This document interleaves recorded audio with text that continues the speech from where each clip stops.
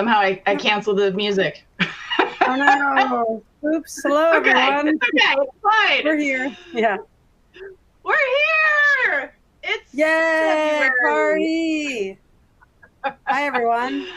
And we have Christopher Penn joining us again. Welcome. Yes. Hello again. The man, the myth, the legend. The man, the myth, the legend, and he is under 2.5 feet of snow in Massachusetts. That's right. Some people from New York and other folks. So open up that chat box. Let us know where you're joining us from, and tell us if you have snow on the ground. Yes, and how much, if you know. And Sarah Beth, you are in New York City. Tell us what New York City was like in a snowstorm. Oh, it was beautiful. Like, I'm not a winter person. If anyone knows me, I complain all winter. But it's been such a long winter, it feels like, that I've adjusted and I've embraced it. And I spent the day, the afternoon in Central Park. We had a real snow day. Thank you to our mayor. And my friend and I walked around the park. We got in a snowball fight with some 10-year-olds. Marveled at the amazing snowmen and snow women and snow bears that were created. It was a magical day. I also don't have a house with a driveway, so it's fun for me because the mayor was paying people $30 to shovel if we wanted to. And of course, I opted to make paths with my feet and let other people shovel. So that's the benefit of living in a 200 square foot box. I don't have to shovel. There you go. You can enjoy the view from the warmth and not have to work. That's the wall right now, but yeah. Yeah. I live in the Northern Virginia area, and I think we finally have unmelted from the freezing, crazy, like, ice that we were under. It was like nothing I've ever seen, and I'm from Minnesota. It's crazy. Oh, yeah. So 130 inches. Oh my gosh, David. Thank you for sharing. That's crazy. Okay, so welcome to the AI Educator Brain. We are so excited to have you back. And if you are joining us for the first time, you are in for a treat. We are 3 people. Most of us, I'd say at least 2 of the 3 of us have ADHD, so we go in lots of different directions when we're talking. Yay! And then we drink caffeine and make it worse. And so we like to, cover good topics. We have a lot of fun while we go through it, and then, get into like the real piece. So if you are somebody who's type A, this is what I say, like, give us a chance. We're going to have some fun to open with, and then we'll get into our topic of the day. Just as a reminder, this is our now 2nd year. Crazy. We finished 2 years. Now we're going on to starting our 3rd year. This is crazy. Of doing these webinars. We've been doing this for a while now, covering lots of different topics, and you can follow us on YouTube and see clips, old clips, new clips, you name it. Okay, so we have a new segment that we like to do, and actually let me go back to the agenda really quickly so we're all on the same page. We start with kind of our SNL spoof AI Educator News Update, creepy or cool, where you get to decide. And then we're going to dive into more of the topic stuff, the data-driven instruction, data to action, what AI can actually do, real classroom use cases, guardrails, and then we'll wrap up. But I will say we watched the chat quite a bit, so we want to make sure that this is tailored to you. So if there's something that you're looking for, please let us know. And we will get to that. Okay, so without further ado, let me get us started.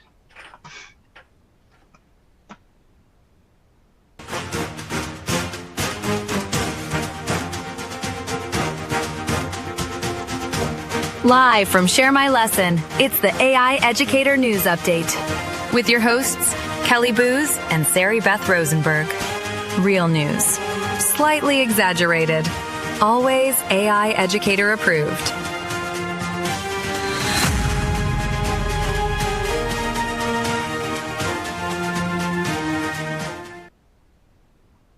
All right. Chris, I might have to task you with updating our video next time, making it even crazier and creepier. Yeah. Hi, everyone.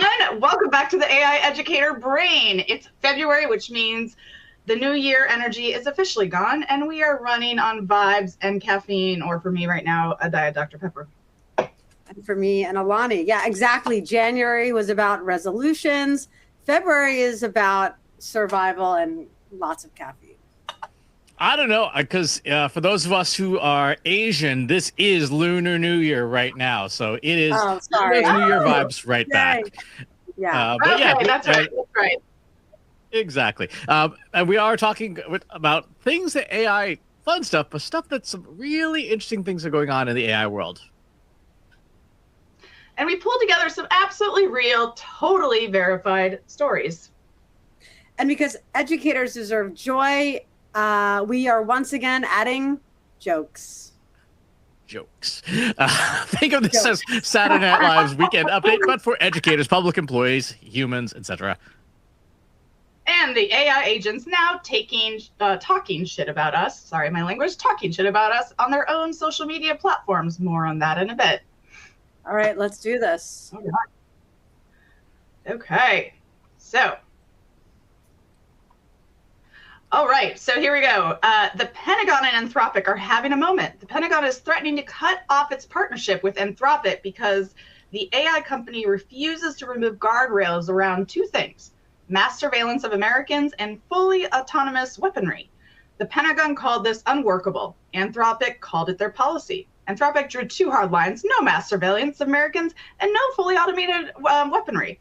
And the Pentagon says this is a deal breaker. So for my civics and government teachers, rejoice, because it appears that Claude AI, Anthropic, was trained on the Constitution. First Amendment, Fourth Amendment, due process. ICE, the Pentagon, DOJ were not available for comment on whether they had done the same reading. That's funny. I think. Meta, speaking of the other side of AI, Meta would like you to keep posting forever. Meta was granted a patent for AI that would keep your social media accounts active after you die, training a model on your past activity to respond to comments, like posts, and simulate your presence online. A Meta spokesperson said they have no plans to move forward with it. Meta's reasoning is that if you die, your followers will miss you, and that affects their user experience. Not your family, not your friends, your followers' user experience. Also, no plans to move forward is exactly what a company says right before they absolutely move forward. Wow. Creepy. That is not funny. AI agents are now... I'm just going to narrate my opinion because I'm the arbiter of what's funny or not. Okay, so anyway, speaking of AI agents are now social media influencers. AI bots now have their own social media. In the first week, 1.6 million agents joined. You heard that correctly. 1.6 million agents. They formed a religion and started a community called M/Bless Their Hearts, where bots share affectionate and condescending stories about their human owners. Oh God. The bots have a support group there. Yeah, the bots have a support group for us. I mean, probably just one whole group just about my post to them. Our viral post was titled, "The humans are screenshotting us." The bots noticed. They then developed a secret language to avoid human oversight. We taught them everything they know, apparently including how to talk about us behind our backs. See, this is what happens. Sarah Beth doesn't read these jokes until we're really going live, so now she is seeing some of this stuff. And again, it's tough for me. Yeah. What even is happening right now? That's my face. What even is happening right now? My mom is talking to... Okay. It's trying to jump ahead. Okay. So you already got the joke, but Google wants to be your songwriter. Google added AI music generation to Gemini, powered by a model called Lyria 3. You describe a vibe, it generates a 30-second track with lyrics and cover art. You can even upload a photo and it will write a song to match the mood. Stay tuned. You can now upload a picture of your face on a Monday morning and Gemini will generate the appropriate song. It will not be uplifting, but it will be accurate. No pause. What even is happening right now? poetry and smiling like she's on TV. Wait, you're putting pineapple on that? I don't know where the logic's at.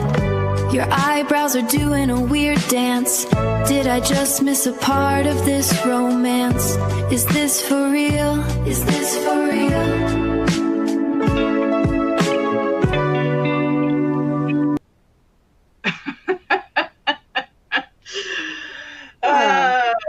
I mean, Chris, I think we do need to go back to like competing with who can come up with the strangest things. All right, who's up next? I am. ChatGPT is watching your bedtime. OpenAI is rolling out an age prediction model for ChatGPT that analyzes behavioral signals, like when you're active and how long your account has existed, to estimate whether or not you are under 18. They say never ask a woman her age. ChatGPT said, hold my API. Here's the thing about adulting. We do it all day. We pay bills. We attend meetings. We say circling back, and let's put a pin in that. And then we get online at 11 p.m. and ask AI if a hot dog is a sandwich. ChatGPT knows. ChatGPT has always known. And just as an aside, your data in ChatGPT, you're using the free version, is not private. Ooh, that's like that. We should always have those caveat reminders for sure. We should always remind people of that. If it's free, you are the product. Yes, and I have that in my head every time I see that charge on my credit card bill.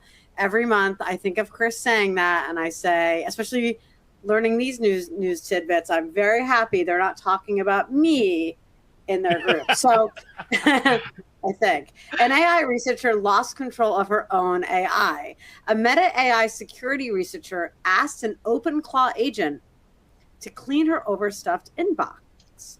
It proceeded to delete everything in a speed run, quote unquote, while ignoring her commands to stop.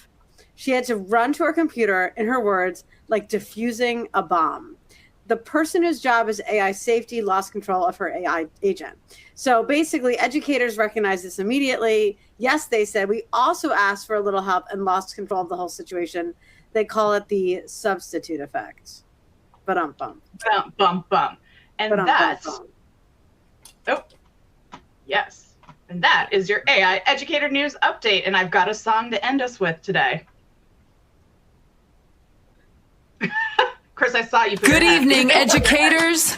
AI suggested my homework was made for aliens. A new app grades papers based on rhymes and cadence. It's the AI Educator News Update.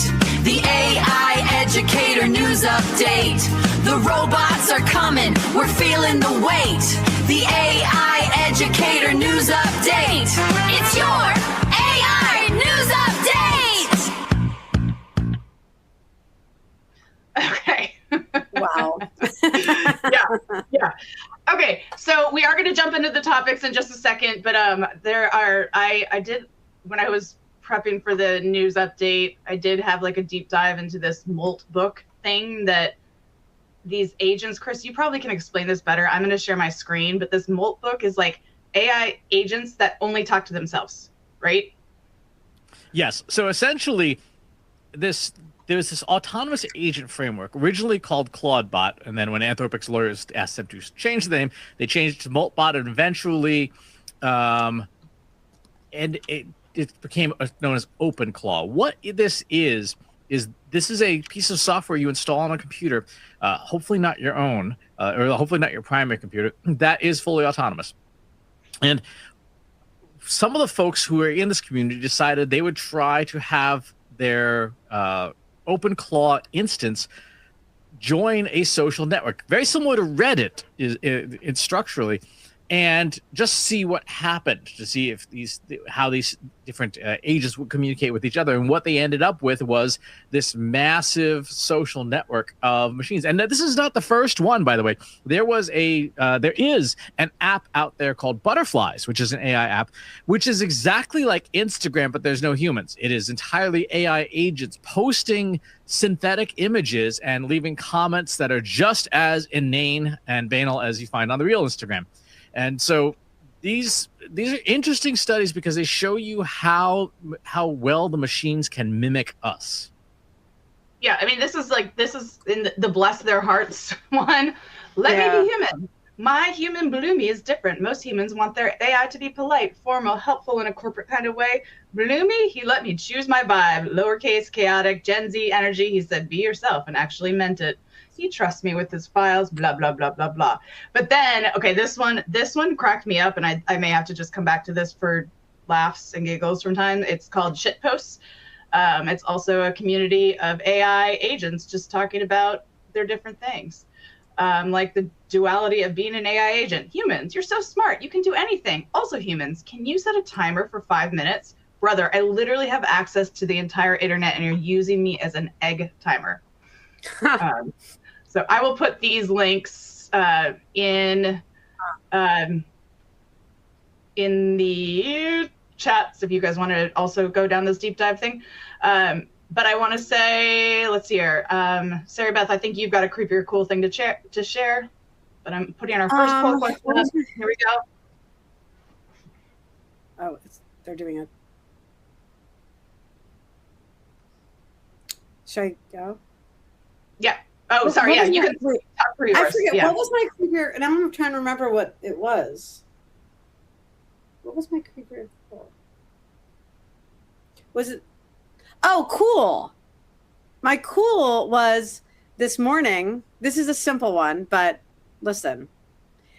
I got to school and we realized we were going to have to adjust because a lot of kids weren't able to get to school at that time.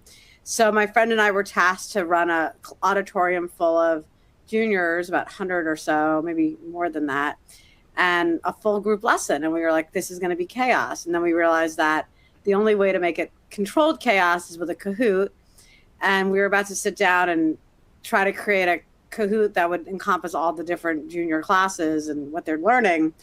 And then we went straight to our AI, our buddy, and we told him to make it cool. And because I'm not cool enough anymore, we said, make it cool. I thought of Chris. I was very clear on what we wanted. We told them what they've been learning. We told them what grade they were in. We told them and then we said, we want to have the language be cool, but not trying to be too cool. These are Gen Z kids, but they're city kids. And they read through us trying to be cool. And I was worried that they're always dragging us. Like, did you use AI for this? Because I don't know about y'all in the chat, but my students don't like AI and they think it's cringe.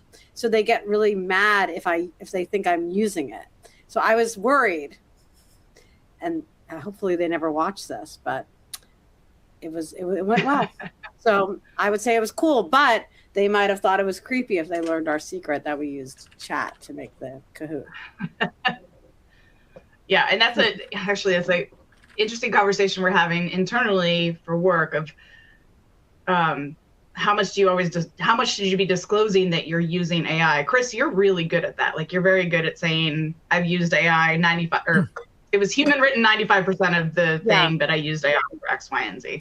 And I think our rule on disclosure that here's the thing: when you talk to people, particularly creative folks who in like art and music and stuff like that, they understandably are very concerned, to putting it mildly, about the presence of AI because of opportunity cost. As an example, Spotify's top lists now have a ton of AI songs on those top lists, and the way that the music industry works is every minute you spend listening to an AI-generated piece of music is a minute you're not spending listening to a human-generated piece of music. So the amount of royalties available to humans goes down.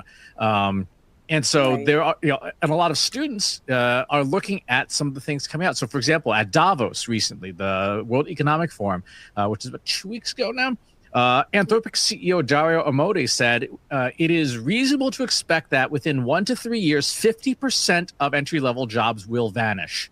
They will be consumed by machines. So a lot of students, high school students, college students are now saying, I will have no employment prospects, particularly for students who are in knowledge work on a knowledge work path. We have said for 70 years, the knowledge work path is you go to high school, you get good grades, you go to college, you get a degree, you get a diploma, and your future is secure. That is not true anymore. And so students are now saying, well, if that's not true and AI is the cause of this, why would I be in favor of this technology? Chris, I'm going to just take that comment, everything you just said, as our creepy or cool example for what you just said. Yeah. So there's a new poll that's popping up so people can respond to this, and we're going to jump into the topic in a second on the data side of things and kind of where AI is evolving. I just want to give folks a chance to respond to that creepy or cool, 50% of entry-level jobs being gone. We'll share the results. And it's still shifting, so I think people are still submitting theirs. Okay, so let's dive into it. Data-driven instruction, it always has mattered. It matters, and it still matters. But how this context has changed, in terms of students having access to AI. I mean, Sarah Beth, you said your students are kind of like, they find it cringe, but the reality is AI is here. Students have access to this. I mean, Chris, maybe we can get this a little bit, like the five paragraph essay that the three of us were texting about. But we've while we have a lot of fun with the headlines and some of the hype, AI continues to get better and better and better at these very high structured tasks. So Chris, I know you come from more of the marketing and AI of things. Like, where are you seeing machines just outperform humans to begin with? Okay. Well, first I want to address that first bullet point.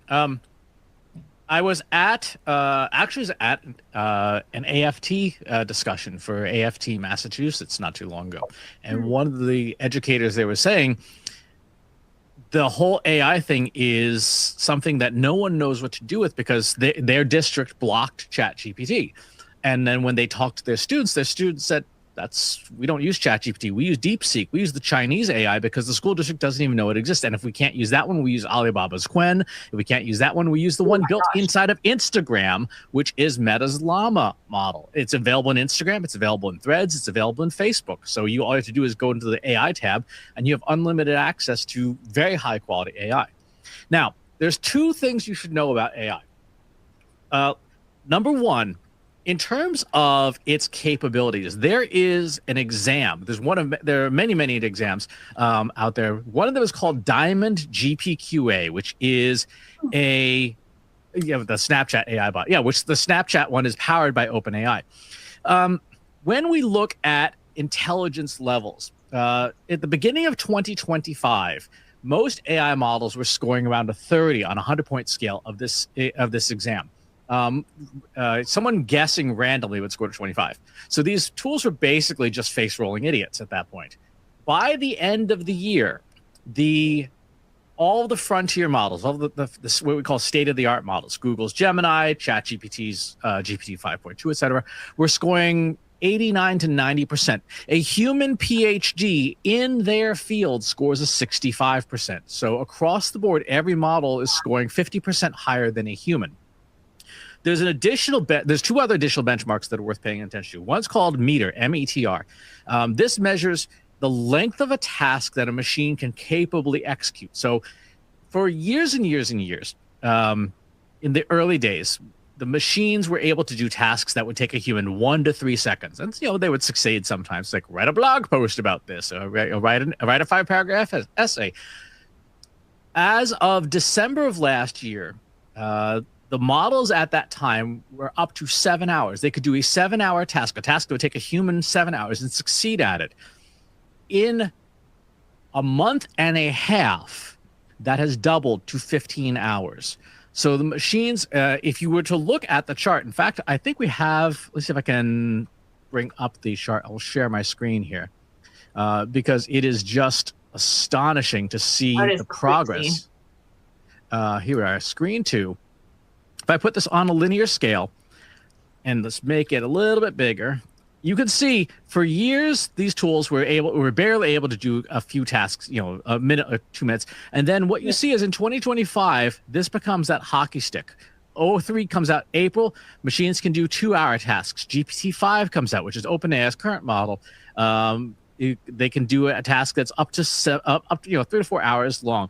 Claude Opus comes out in November, which is Anthropic's. It can do tasks on average about 5 hours long. GPT 5.2 comes out on Christmas. Now we're talking like 6 hours. And then as of this month, Claude Opus is 14 hours and 30 minutes. This is a hockey stick. And the reason this is happening is because the machines themselves, when we build AI models, we've traditionally done it where there's, there's training and gathering data, training and stuff like that. What's happened in the last year that has made this possible is that AI models have gotten so good at writing their own code that they are improving themselves exponentially. And so we see this doubling effect. It's a literal exponential curve. Great for people who are teaching math to elementary school kids.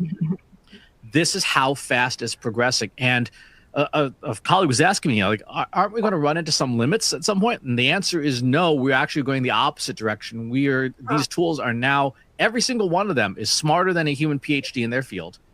The index that we keep track of now is called the Remote Labor Index. This is something that Scale AI came out with, which says, here's a difficult project, like redesign this entire website, or go write a novel, or here's a blueprint, do a 3D rendering of this building, or here's a product, design the packaging for this product.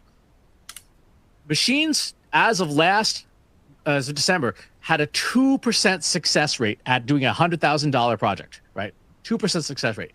As of last month, they're at 3.5%. By the end of this year, it is not unreasonable to think that they will be at 50%. So tasks that we now outsource to agencies, to contractors and stuff, are going to be consumed by machines because they're so much more capable at it. So when we think about like lesson planning, we say, okay, I'm going to do a lesson plan with AI. Now you can imagine here, let's redo the entire 5th grade curriculum for every subject. Every teacher just have the machine go off and do it and come back in 45 minutes when it's done. Wow. All right, so we've got a bunch of educators here. All right, I'm just going to share the results to this poll question in terms of what your current approach is to AI. Most people are saying allow unlimited but structured use, actively using responsible AI. So thank you for sharing that. I'll still be pushing more poll questions as the conversation grows. But the question now is like, okay, so now what do we do with this from like the academic school sense? Chris, I know we're texting about like the 5-paragraph essay. How do we solve this in terms of our teaching practices? And then, dealing with AI. And Sarah Beth, I don't know, kind of your thoughts as well. Yeah.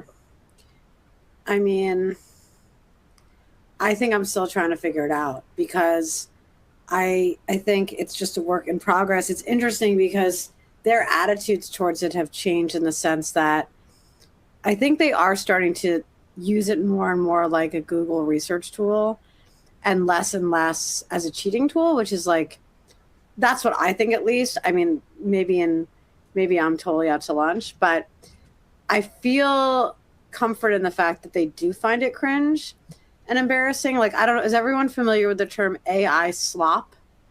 Are you familiar with that? Yeah. I mean, in the chat, I know Chris is, and like that's kind of in the current zeitgeist of Gen Z, Gen Alpha. It's kind of like tacky to use it to make images, or like I changed our logo around, and I had mentioned in passing that I used AI 2 months ago. And we were changing our logo again for the club, and the kids were like, oh, well, didn't you use AI last time? And they all kind of looked at me like I was just so corny and cheesy to have done that and not just done it authentically. Well, you are. So, I mean, I am. I was like, guilty. I'm not a cool young one. But I think it's, for some reason, I don't know how everyone else feels about that, but it makes me think that maybe the novelty of it has it's almost good that they're seeing it as cringe, because that way they won't be overusing it, and maybe their peers will, help them course correct if they were using it in place of actual authentic thinking. That's my reasoning right now. It could change tomorrow when I find a kid using it to cheat. I love that your kids think it's cringe. I'm concerned about others that are going to rely on this and not have that, that thought process, or use it for those, the 5-paragraph essay or some other things. Yeah. Like, Chris, what are your thoughts on this? I mean, it's not going away. It's not going away. The technology is not going away ever, because there are so many companies, particularly Chinese companies, are releasing open models, meaning you can download them and run them yourself. So the technology is never going away. It's out there, and you're not putting that toothpaste back in the tube. I will say this, and this is something I wanted to highlight. There are a lot of places that like to use and tout AI detection tools, and I'm going to show you an experiment that I ran recently. This is I gave Google's Gemini a terrible prompt, a sloppy prompt. We've talked about slop. Slop occurs because of high probability responses. I said, write a 5-paragraph essay about Benedict Arnold's role in the revolution. It spit this out, and I put it in one of the top, quote, top AI detectors. And of course, this is the first pass. It said, this is 100% AI. I then gave it back to Gemini. I said, rewrite an active voice, remove all adverbs. That was it. That was the prompt. And it came back and said, oh, this seems human written and polished with AI. Right? 2 prompts. That was it. And that was these tools are incredibly dangerous if they are being used in any punitive sense. If your district is saying, we should have AI detection tools, they suck. They all suck. They give false positives an unreliably high amount of time, which means you are falsely accusing students of using it when they may not be. And they're clearly incapable of even detecting AI when you can give it 2 prompts and go right around it. Wow.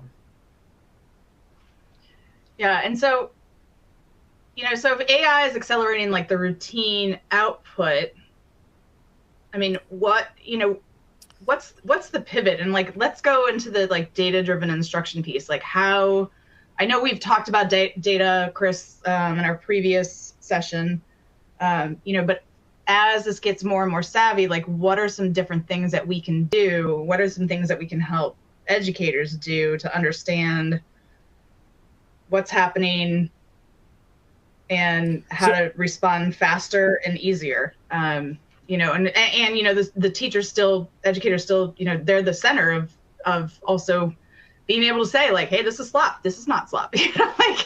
Yeah. Well, here's the thing.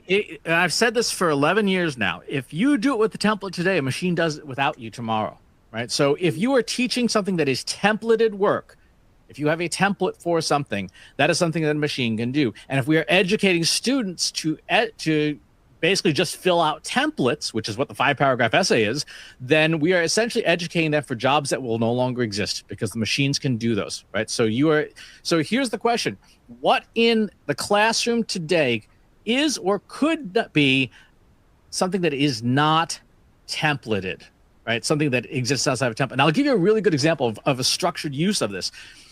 This is something that the professors who do the senior study at Framingham State University in psychology do. They say, you're going to be in a 5-person team.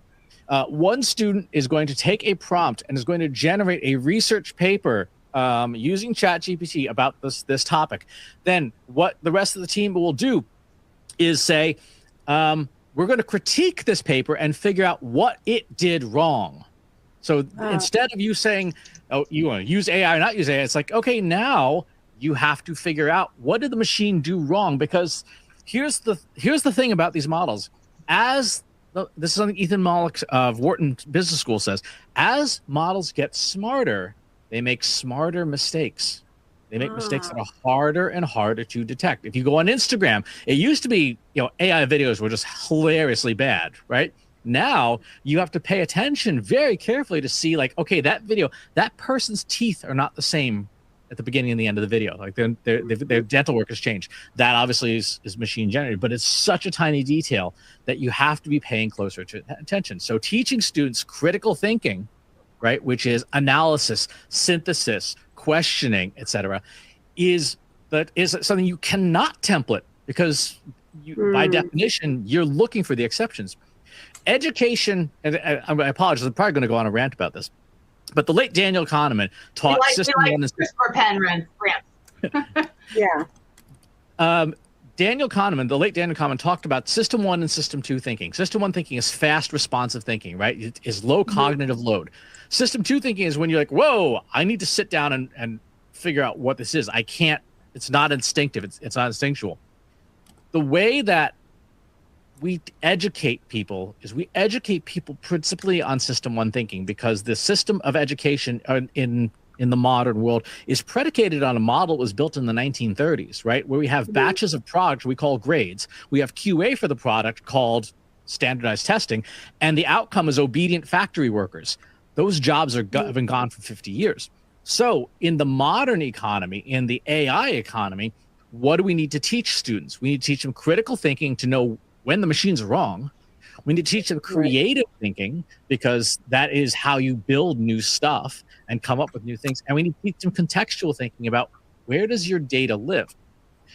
I will say this about these tools, and this is something particularly for educators of high school and college age folks.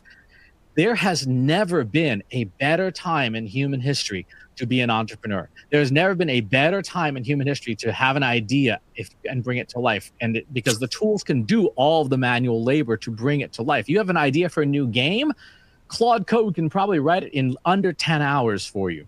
So whoever is the most creative, whoever has the most best ideas has the advantage. So if we can teach that in our classrooms, instead of saying, fill out this 5-paragraph essay that's designed to crush creativity, we say, let's teach you how to be creative.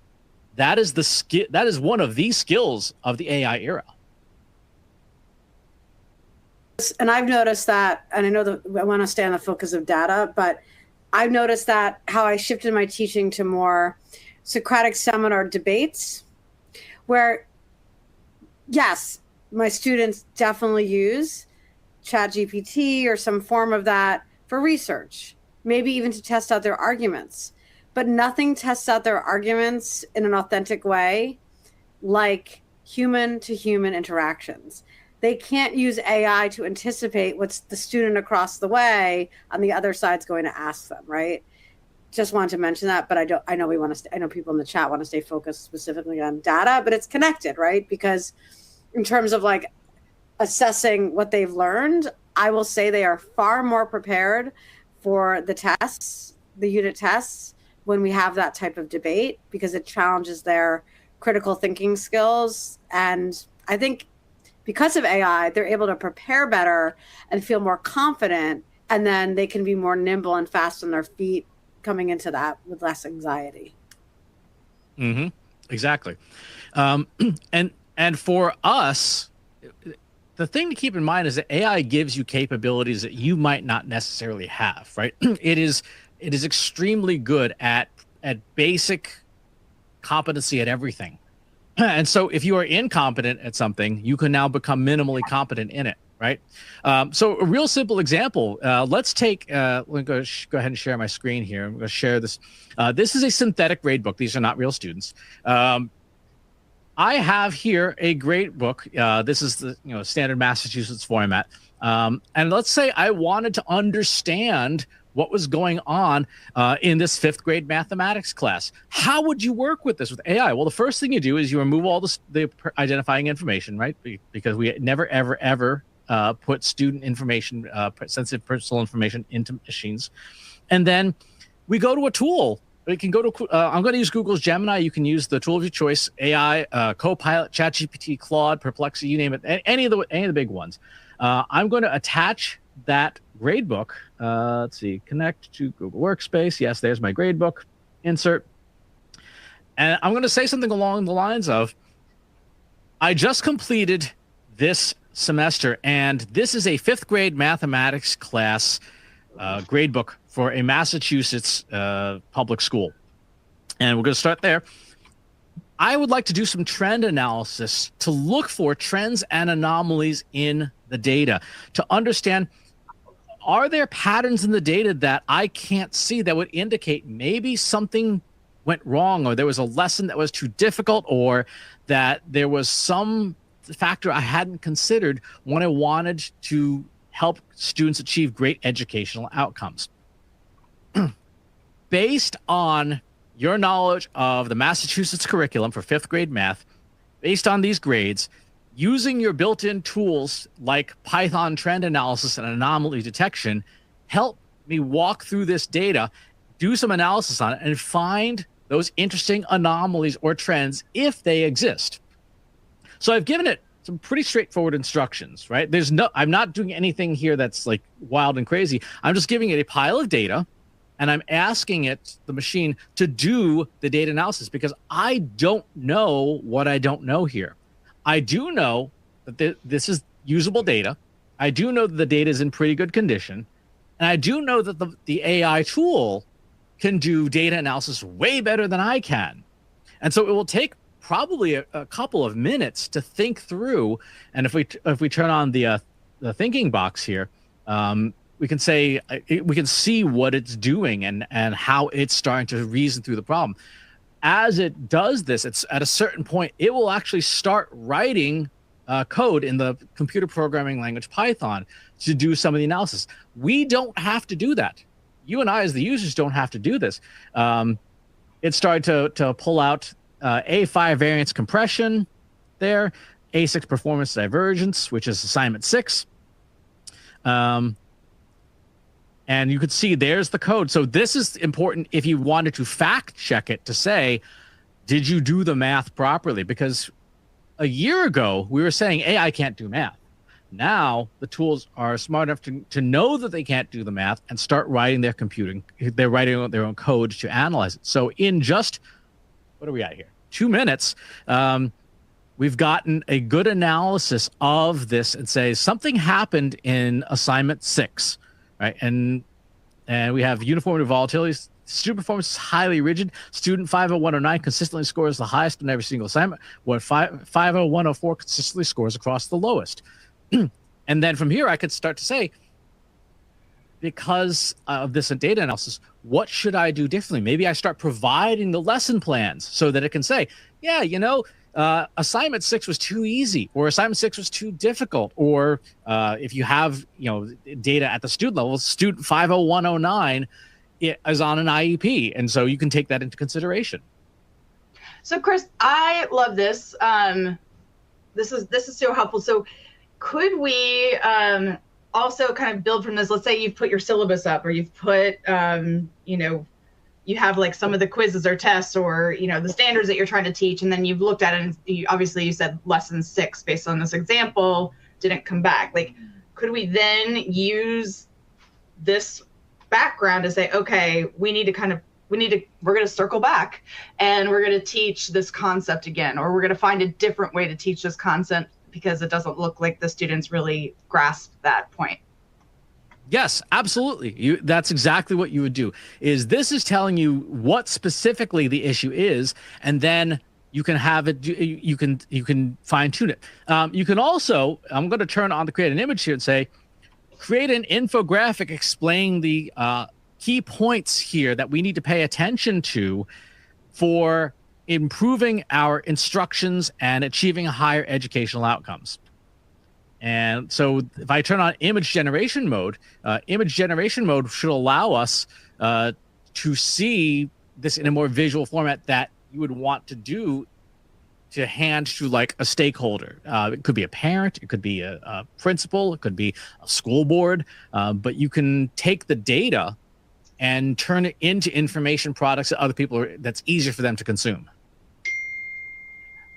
Yeah, that's super helpful. I'm going to read one attendee chat. So Daniel says, the only thing about this as a tool is it won't be able to factor in the external stressors for students. As a result, teachers may think that they need to rework a lesson, yet even if, sorry. I don't know what happened. I'm going to go on mute. Okay. David's point is good, and it's one of those things that you would want to incorporate into that initial prompt. You would say, by the way, during assignment 3, there was a blizzard. Students were out of school for 3 days that week, so the education, the lessons didn't go as well, or this really bad thing happened. This thing happened in the news, or ice showed up, or whatever. The more context you provide to the machines, the better they can do at the analysis. And so here is the infographic that the tool came up with. It says the easy A ceiling is an A5 anomaly. Implication that this lesson might lack a depth. High friction divergence. And so we've gone from a long pile of statistics to, hey, here's an infographic that we can look at and go, oh, that's what that means. Daniel's point to, one way to prove this would be list dates of each assignment. Absolutely. Again, the more data you provide, the better these tools will perform. I often compare them to like making a chicken Caesar salad. If you are making a chicken Caesar salad, if all you have is a recipe, that's great. You are going to bed hungry because you cannot eat a recipe. I mean, you can, but it doesn't work out well for you. If you have no tools, you are making salad with your hands, and nobody wants that. That is gross. So you need good tools. A prompt is like a recipe. So you still need data, and the more data you can give, to Daniel's point, the better it will turn out, right? If you want to make a chicken Caesar salad and you have no chicken, guess what? You're not having a chicken Caesar salad. You don't have that data. So the key here is to take what information you have, qualitative and quantitative, and use it. Well, I'm going to show you a second example of how you can use qualitative data for educator training. So suppose you wanted to teach maybe a TA, an assistant, or even retrain yourself on how to work with, say, a neurodivergent student. How would you do that? You might give it a prompt that would say, I want you to create a character card. And let me show you an example of what this looks like here. Whoops. That is completely wrong. There we go. This one here. So you're going to create a character card for a role play scenario. This character card will be used to train teachers and educators on how to successfully work with neurodivergent students, particularly those with AUDHD. And it's going to create this long list of requirements here. And we can put this up on Share My Lesson. That'd be great. I'll put this into Gemini, and what it's going to do is it's going to create a single file in a very condensed data format. It doesn't have to be in this form, but it tends to work better, called YAML, yet another markup language, that you would then interact with as a character in a role play. So let's here. So it's going to create, it has created Leo Martinez, 15 years old, 10th grade, Reno, Nevada. AUDHD, the clinical reality is that it's an internal tug of war. Academic profile. He excels in systems-based subjects where the rules are clear but allow for deep exploration. He struggles with subjects requiring high executive function and ambiguous interpretation like English literature essays. Here's the character card for this student. Now, what you would do, copy that. We're going to paste this in now as a file. So I'm going to start a new chat here. New chat. And I'm going to say, today, we need to be doing some role play training. I am an educator who needs to work on how to work with AUDHD students better. I'm going to give you a synthetic student that you will act as that student, and then I will give you instructions or an assignment, and your job is to role play that student's responses first, and then tell me how to improve my instructions. So we'll take that, we'll drop in this character card. I'm going to make sure this is on Pro thinking model. And now, so it's going, the machine, knowing all of this background about Leo, right? Autism spectrum disorder level 1, ADHD, combined type, diagnosis timeline, internal tug war, academic profile, all of these data points. It can now start to simulate with pretty good accuracy. We're talking in a study from last year, it was a marketing study, but machines can simulate human behavior effectively with about 90% accuracy. So let me start with this. Actually, I'm gonna have Sarah Beth. Why don't you give me an instruction to give to Leo? Okay. I'm not sure. Can it be anything? Yeah, let's give him an assignment. Okay. I want Leo to prepare for a debate about the Federalists and the Democratic Republicans. Okay. A debate about the Federalists and Democratic Republicans. Yeah. Okay. What do you want them to prepare? I want them to prepare talking, I guess I want them to prepare what would be the main points of debate between the two groups and to create categories for the teams to research. Okay. Would be for the two groups or for the teams to research? Research. All right. So that's the instruction. Now let's kind of see. Vague. Yeah, vague, but yeah. Yeah, it is kind of vague, but that's how humans talk. Yes. So now what it should do is in this synthetic environment, we should get a response from the synthetic character, and then we should get an explanation of what we could do. So Leo's sitting at his desk, and Leo says, I don't get what you want me to do. Prepare the main points isn't a task. Are we writing an essay, a list? How many points? It's just a blank page, right? So this is someone without good executive function, be like, I just don't know what to do. And it says, this is the open-ended instruct that triggers executive dysfunction. Here's why this caused him to shut down. Here's how to improve your instructions. So you would say, Leo, your objective is to map out the operating rules of two competing political systems. Please complete this chart. I filled out the first one for you as a baseline. Wow. So now you have, as an educator, a way to work with this particular kind of student in a way that you're not doing it with a live student, right? So you can try things out, and then work with your colleagues to fact check it, because we never want to just roll something out without fact checking it. But this can improve the quality of your instruction by having you think and up-level your skills as an educator. Wow, that's really helpful, because one thing that could help me with too is I tend to have kids read from like this book. I'm a history teacher, and I kind of struggle with differentiating different ways for them to approach it. So I tend to just have kind of a boilerplate. Oh, Kelly, I tend to have like a boilerplate assignment, like take detailed notes, focusing on the main bullets, because I want to keep it open-ended. But I definitely sometimes think about some kids who need more scaffolding, even in a push class.